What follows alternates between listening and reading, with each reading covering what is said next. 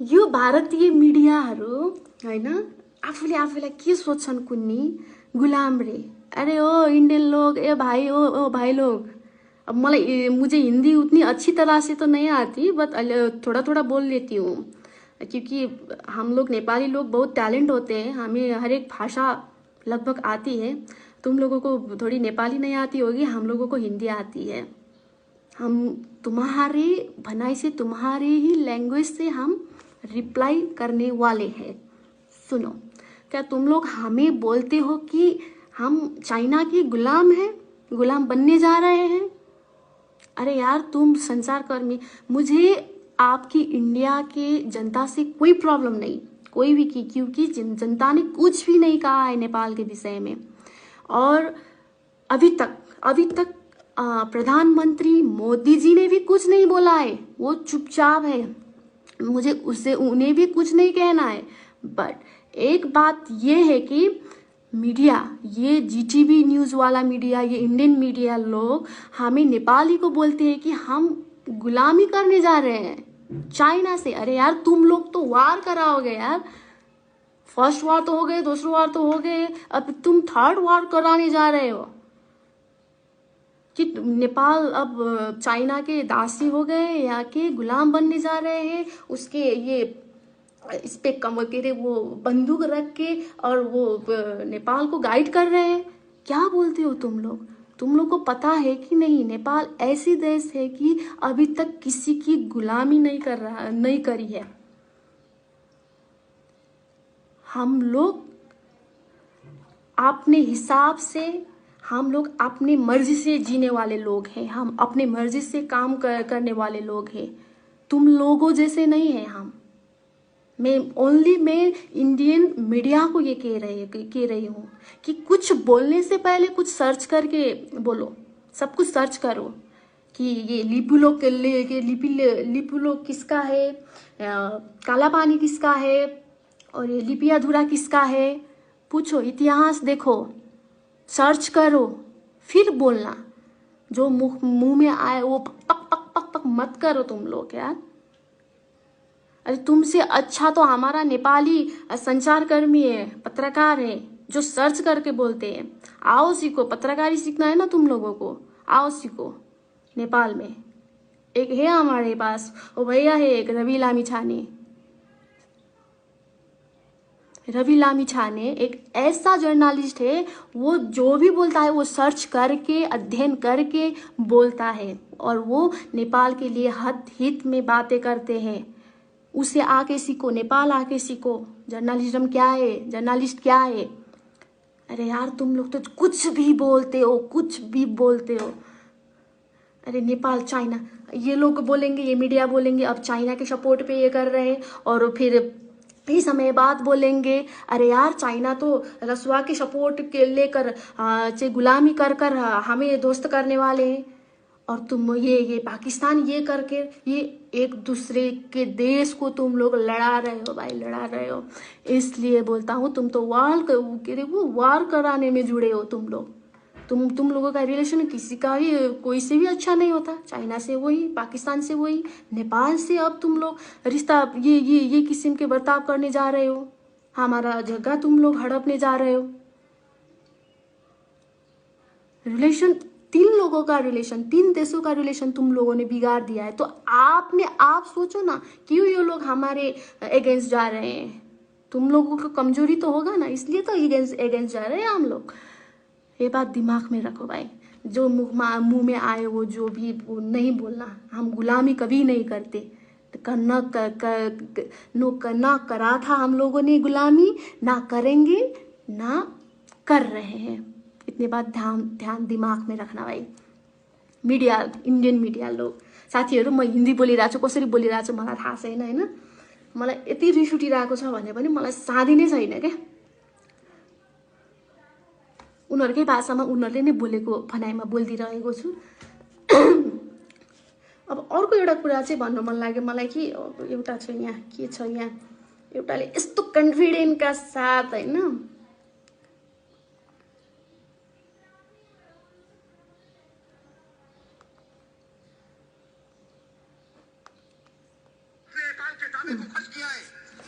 ये समझा दिया है कि भौगोलिक क्षेत्रों का बनावटी विस्तार मंजूर नहीं है।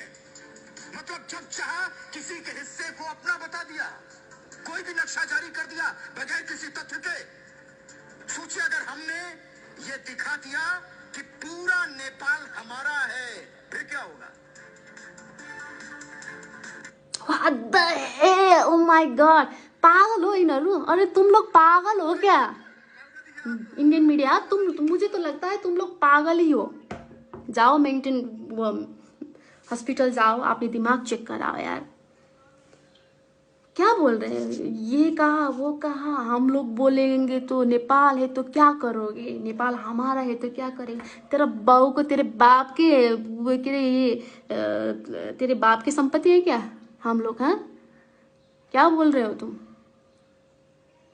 अच्छा तो ठीक है, तुम लोग बोलते हो कि संचार कर्मी, ओनली इंडियन मीडिया को मैं बोल रही हूँ, ये तुम लोग बोलते हो कि हमारा देश इतना बड़ा है, क्षेत्रफल से हर एक चीज में हमारा देश बड़ा है, नेपाल इतना सा है, इतना छोटा है नेपाल। तुम लोग बोलते हो ना, तुम लोग चाह कर भी हम लोगों को कुछ भी नहीं कर सकते। अच्छा ठीक है, हम छोटे देश में रहते हैं, हमारा देश छोटा है, क्षेत्रफल के हिसाब से हमारा देश छोटा होगा, लंबाई चौड़ाई के हिसाब से हमारा देश छोटा होगा, बट ऊंचाई के हिसाब से हमारा देश नंबर 1 में है।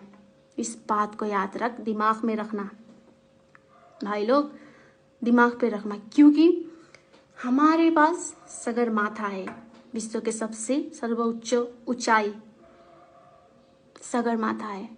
तुम लोग वार की बात करते हो ना, हम लोग वार करेंगे तो हमारा इतना इतना लाख सैनिक है, तुम लोगों का 70,000 या 75,000 तुम लोग बोलते रहते हो ना।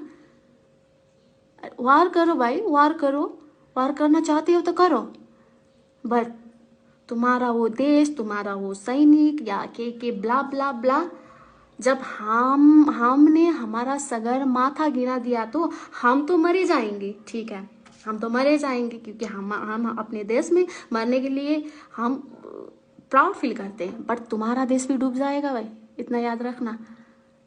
तुम लोग बोलते हो कि नेपाल से खाना जाता है, ये जाता है, वो जाता है, नेपाल के बिना सॉरी इंडिया के बिना नेपाल कुछ भी नहीं है, सब कुछ यहाँ से ये लोग लेके जाता है। तुम लोग भूल रहे हो भाई, हमारा पानी खाना भी ना हम बांट सकते हैं, हम बांट सकते हैं, हम खाना ना खा के, पर पानी भी ना कोई जीवित रह सकता है? कोई जीवित रह सकता है पानी बिना? वो पानी, हमारा पानी तुम लोग खा रहे हो भाई। सगरमाथा के वो ऊंचाई से बहते हुए पानी आज इंडिया लोग पीते रहे। तो हमें बात करते हैं, हमें खूब बोलते हो कि छोटा देश, तुम्हारे देश से क्या आता है? इंडियन मीडिया, तुम लोग बोलो कि तुम्हारे देश से क्या आता है सामान? अच्छा आता होगा, हमने यूज किया होगा, तो क्या फोकट में हम लोगों ने तुम्हारा सामान यूज किया है? हम पैसे देते हैं यार तुम लोगों को, तुम्हारा बिजनेस बढ़ा रहे हैं, तुम लोगों का बिजनेस हमारे नेपाल के कारण पिकअप लिया है, बढ़ रहे हैं, तुम लोग पैसा कमा रहे हो हमारे मेहरबानी से। ये नहीं करेंगे, वो नहीं करेंगे, ये नहीं देंगे, छोटा छोटा झगड़ा में, छोटा छोटा बात में तुम लोग कर्फ्यू लगा देते हो, सामान नहीं पहुंचा देते हो यार। या क्या तुम लोगों ने इतना हमें दुख दिया है कि हम तो फिर भी ठीक है कि हम लोग क्योंकि हमारे देश में बुद्ध ने जन्म लिया है ना, हमारा देश कई समय आगे बोलते थे कि तपु आश्रम, लाइक हुन्छ नि त्यो क्या बोलते हो, तपस्या करते हैं, ये नेपाल में देश में पहाड़ी इलाकों में तपस्या करते हैं, ये क्योंकि हम लोग शांत स्वभाव के हैं, हमारे मन में कोई छल कपट नहीं है, ठीक है, जो भी जैसे भी हो, छिमेकी राष्ट्र है, हमें मिलना चाहिए, मिल के रहना चाहिए, तुम्हारे हर बातों को कंप्रोमाइज इग्नोर करके तुमको हम लोगों ने यहाँ पे बिठाया है। यहाँ पे तुम लोग ने कभी समझा किसी बात को? तुम लोगों ने फील के साथ एक्सपीरियंस कुछ फील किया तुम लोगों ने? नहीं। तुम्हारे प्रधानमंत्री मोदी जी जब नेपाल आए थे तो उन्होंने कहा था कि नेपाल में ऋषियों ने तपस्या की थी, नेपाल में ऋषियों ने तपस्या की थी।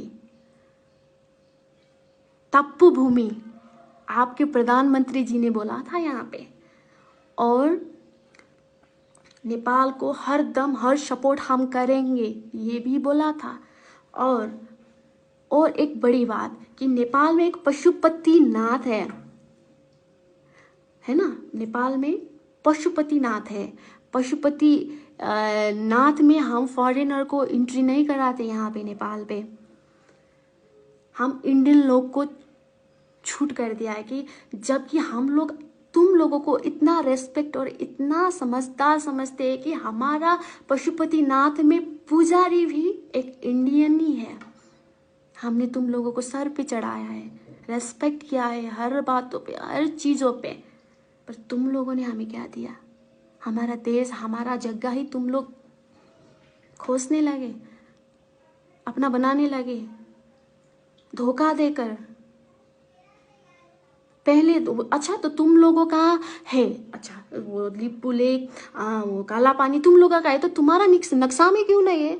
हमारा देश नक्शा में तो नहीं है, तो वहां तुम लोगों का नक्शा में। हमारे नक्शा में तो अभी रिसेंटली हमारा देश तो हमें वापस नक्शा में दिख रहा है। हम कॉन्फिडेंट है ये हमारा ही है। तुम लोग क्यों भूखते रहते हो यार? जाओ अपने मोदी से क्या कहो, अपने प्रधानमंत्री से कहो, क्या है सच्चाई, क्या है बात, क्या है ये जगह हमारे है कि नहीं, पूछो। आज साइलेंस क्यों है? प्रधानमंत्री मोदी जी साइलेंस क्यों है? क्यों नहीं बोल रहे हैं? वो कंफ्यूज है वहाँ। हम लोग कंफ्यूज नहीं इसलिए हम बोल रहे हैं, हम हमारे हैं, हम बोलेंगे। बट आप लोगों के प्रधानमंत्री के वो मोदी जी क्यों कंफ्यूज है, क्यों नहीं बोल रहे हैं? आप लोग क्यों बोल रहे हैं?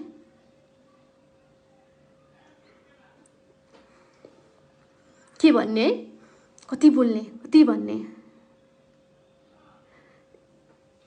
मेरो यो सबै भिडियो चाहिँ के अरे तपाईहरुले शेयर गरिदिनु होला, किनभने केही शब्दहरू मैले इन्डियनमा पनि हिन्दीमा पनि बोलेको छु हैन। सबै इंडियन पीपुलहरूले मैंने इंडियन पीपुल को कुछ नहीं बोला है, सब लोग अच्छे हैं। कितने ने तो इंडियन पीपुल ने तो हमारा साथ भी दिया है। हाँ ये नेपाल का ही है, ये काला पानी लिपू लेक ये नेपाल का ही है। कितने ने सपोर्ट किया है, और गवर्नमेंट ने भी अभी तक कुछ नहीं बोला, इसलिए मैं गवर्नमेंट को भी दोषी नहीं दूंगी, बट दोष दूंगी तो इंडियन मीडिया को दोष दूंगी। तुम लोग जो भी बोलते हो यार, बकते हो यार, पक पक पक पक पक बकते हो यार तुम लोग।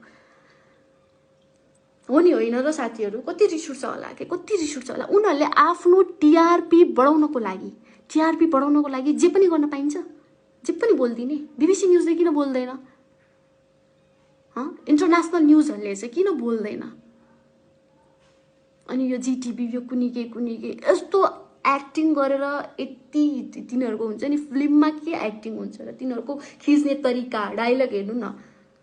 हाम्रो राजेश दाइले पनि त्यसरी डायलग बोल्दैन, तिनीहरूले त्यसरी डायलग बोल्छन् यार। मान्छेलाई सिधै मुटुमा पेज पार्ने गरी त्यो हुन्छ नि, एकदमै अचम्म लाग्छ मलाई। र टिआरपी को लागि तिनीहरूलाई त टिआरपी को फुल फर्म पनि थाहा छैन होला के।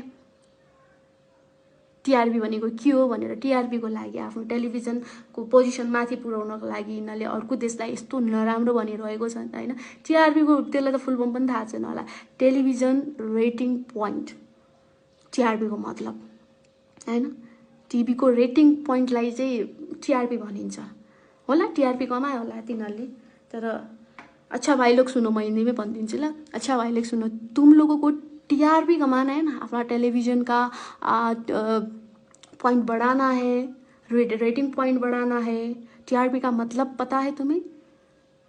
टेलीविजन रेटिंग पॉइंट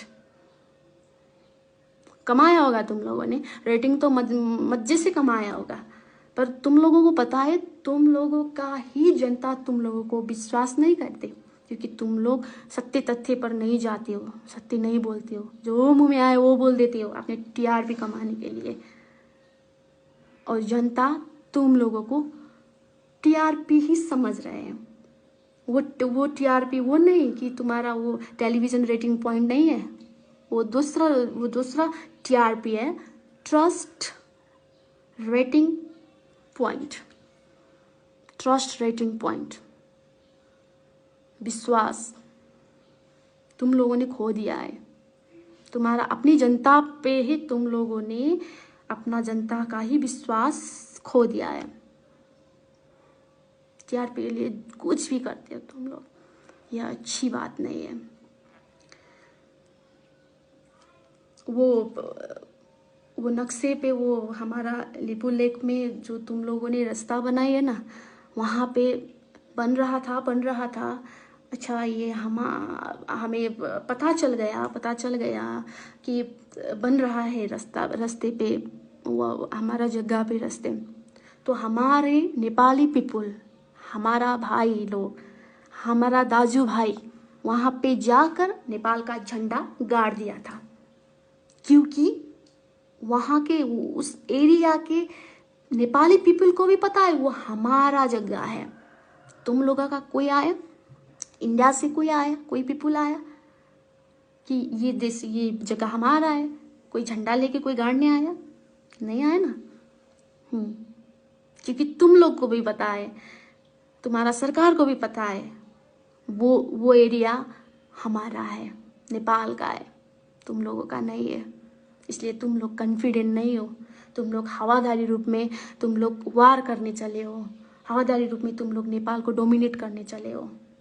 और ध्यान रखना, तुम लोगों के पीएम प्रधानमंत्री को हम रेस्पेक्ट करके बोलते हैं, प्रधानमंत्री मोदी जी बोलते हैं, अभी तक मैं बोल रही हूँ ना। तो तुम लोगों को भी हमारे प्रधानमंत्री के जब नाम लेते हो ना, रेस्पेक्ट करके लेना, रेस्पेक्ट करके लेना है। केपी ओली ब्ला ब्ला ब्ला ब्ला, हम देश के प्रधानमंत्री है वो, हमें शिकवा होगी, हमें जो भी होगा वो हमारा गार्जियन है, हम उनके परिवार हैं, हम जो भी बोल सकते हैं उनको, पर तुम लोग नहीं बोल सकते, क्योंकि तुम लोग छिमेकी हो और राष्ट्र की, देश की जनता हो। ये बात ध्यान रखना और बक कम करना भाई लोग। इतना बोलना चाहती थी मैं, दिमाग में रखो सब कुछ, और तो कुछ भी नहीं है। और ये अपना दिमाग ठिक ठाउँमा राख्न, त्यही हो साथीहरू। अब मलाई चाहिँ रिस उठेर मैले के बोल्दै होला है। अब हेर्नु न ल, गौतम बुद्ध जन्मिएको देश हाम्रो देश हैन। अब गौतम बुद्ध पनि उनीहरुकै इन्डियामा जन्मिएको भनिदिन्छ, के भनिदिन्छ। तर मलाई लाग्छ हामीले इन्डियाको भर परेर बस्न कुनै अब जरुरी छ जस्तो मलाई पनि लाग्दैन। किन तिनीहरुकोबाट चाहिँ हामीले खाद्यान्नहरु ल्याउँछौं, हामीले तरल चीजहरु ल्याउँछौं हैन, पेट्रोल ग्यास। अब हामी यङ जेनेरेसनले चाहिँ अब सरकारले पनि यो चीजमा ध्यान पुर्याउनु पर्यो कि भोलि गएर जे पनि हुन सक्छ, भोलि गएर जे पनि नै हुन सक्छ, मिल्न पनि सकिन्छ होला हैन, वार पनि हुन्छ कि के हुन्छ के थाहा भविष्यमा। तर हामी त्यो चीजमा हामी आफू चाहिँ एकदमै प्रिपेयर भएर बस्नुपर्छ। हामीले आफ्नै चीजमा, आफ्नै देशमा उनीहरूले पठाउने उत्पादन गर्ने चीजहरु हामी आफ्नै देशमा उत्पादन गरौँ न। हामी किन विदेश गएर बस्नुपर्छ? हाम्रा कर्मचारी, हाम्रा नेपाली जनताहरूले चाहिँ नेपालमै काम गरौँ न। हामी मेड इन नेपाल नै केही सामानहरु बनाऊँ न। किन हामी अरूको भर परेर बस्ने? तिनीहरूले चाहिँ के, तिनीहरूले मैले भनेको अब इमिडिएटली अहिले भनेको हामीलाई खानलाई हाम्रो देशमा जति भूभागहरु छ, जति जग्गाहरु छ, दाल चामल के आउँछ अलिअलि कम्प्रोमाइज गरेर हामी खान सक्छौं होला। किनभने हामी पनि नेपालीहरु यति अल्छी छौं नि हैन। जग्गाहरु हुन्छ, खेतहरु हुन्छ, तर हामी केही पनि गर्दैनौं। बरु त्यसमा घर बनाएर आउँछौं, घर थपिरा आउँछौं के। त्यसमा हामी चाहिँ खेती, किसान, हाम्रो दिमागमा त्यो बुद्धि नै भएन, दिमाग नै भएन। सायद हामी त्यो चिजमा आफूसँग भएको जग्गामा हामीले ध्यान दिएको भए, खेतमा हामीले ध्यान दिएको भए, हामीले कृषि गरेको भए होइन, सबै नेपालीलाई पुग्ने खानाहरू हामीले आफ्नो नेपालमै उत्पादन गर्न सक्थ्यौँ होला। अलिकति गाह्रो छ पेट्रोल र ग्यासको, तर केही छैन। इन्डियाले केही गरी बन्दै गरिदियो भने पनि केही पनि छैन, दाउरामा भात पकाएर खाम्ला हो। इलेक्ट्रिक यत्रो चिजहरू चाइनाबाट सस्तो सस्तो सामानहरू आइरहेको हुन्छ होइन, इलेक्ट्रिक चिजहरू, खाना पकाउने चिजहरू हुन्छ, इलेक्ट्रिक चिज, गाडी शुद्ध यार, इन्डियन गाडी हान्न चढ्नु पर्ने पनि आवश्यक छ? नआओस्, केही पनि न, कपडा सपडा केही नआओस्, मेड इन नेपाल। हामी सस्तो चिजमा हामी खुसी हुन्छौँ। गाडी इलेक्ट्रिकवाला गाडीहरू आइरहेछ अहिले, किन हामी इन्डियामा डिपेन्ड किन भइरहेछौँ? अब हुन जरुरी छ जस्तो मलाई लाग्दैन। यिनीहरूले अति नै हेपेको हो होइन। भोलि गएर थाहा छैन मलाई, अनि भोलि गएर थाहा छैन मलाई कि के हुन्छ, भोलि मिल्न पनि सक्छ, के होला कसो होला, तर एनी हाउ हामी हार मान्नेवालामा छैनौँ। हाम्रो देश हामी दिँदैनौँ, कदापि पनि दिँदैनौँ। र अगाडि समयमा मैले चाहिँ यति सोचेको, के अरे त्यो सरकार हुन्छ, गुनासो हुन्छ नि आफ्नो सरकारप्रति, तपाईँहरू कतिलाई पनि गुनासो होला होइन, तर मैले पनि गुनासो गरेको थिएँ आफ्नो सरकारप्रति, किनभने यत्रो हुँदाखेरि पनि सरकार किन चुप छ, किन बोलिरहेको छैन होइन, किनभने हामी एक्लैले लडेर ओडेर मरेर यहाँ केही पनि हुँदैन। सरकार जब हाम्रो साथमा छैन भनेपछि जब सरकार बोल्यो नि, तब हामी उठ्न जरुरी छ, हामी बोल्नु जरुरी छ, हामी बोल्नै पर्छ, चाहे भने हामी लड्नु पनि पर्छ, र त्यो सिमानामा गएर आफू मर्न पनि तयार हुनुपर्छ र मार्न पनि तयार हुनुपर्छ। किनभने अहिलेको सिचुएसनमा हामी सबैजना एकजुट छौँ क्या।